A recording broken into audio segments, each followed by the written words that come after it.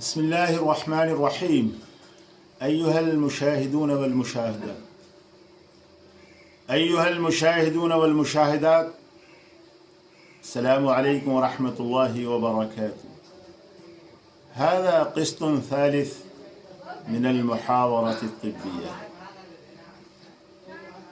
على كل حال، نحن في هذه الدورة الاستهلالية من الحديث الطبي نتحدث وجيزا في خصوص العيادة الطبية، فكأن مخاطبين هذا اليوم هم الممارسون الطب اليوناني العربي.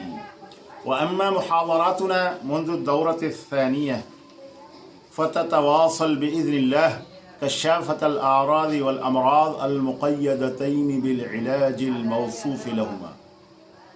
فيا أيها الإخوة الأطباء الذين مهنتهم عيادة المرضى والجرحى وفحص الأعراض والأمراض، لا يختلف الاثنان في أن كل واحد منها خطب جسيم ومسؤولية كبرى على رؤوس الممارسين والمزاولين.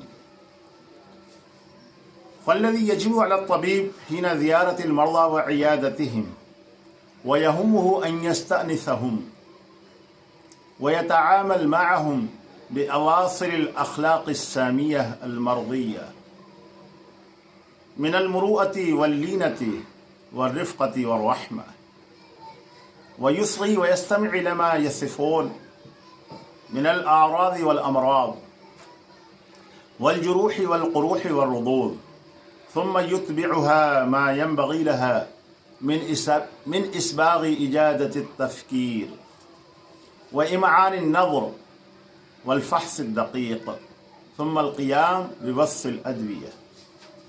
ومن دأب الطبيب الدؤوب ألا يجعل مريضا ما زار غرفة عيادته قنوطا يائسا من البرء مهما كان المرض فظيعا محفوفا بالأخطار ويظنه غير قابل للشفاء، بل يزيده همة وجذعة نفسية إلى صحة مأمولة.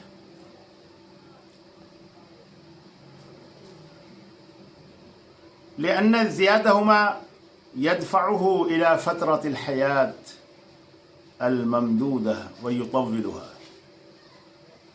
وأما اليأس والقنوط وعدم الرجاء بالحياة يجعل الحي مقبورا ويصير أيام حياته التي كانت مثلا مقدرة بشهر واحد متضايقة وقصيرة إلى أسبوع واحد فقط.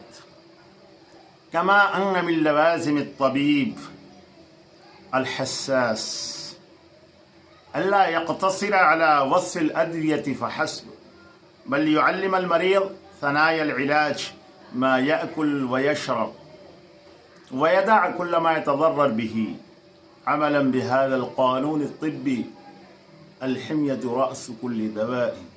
والسلام عليكم.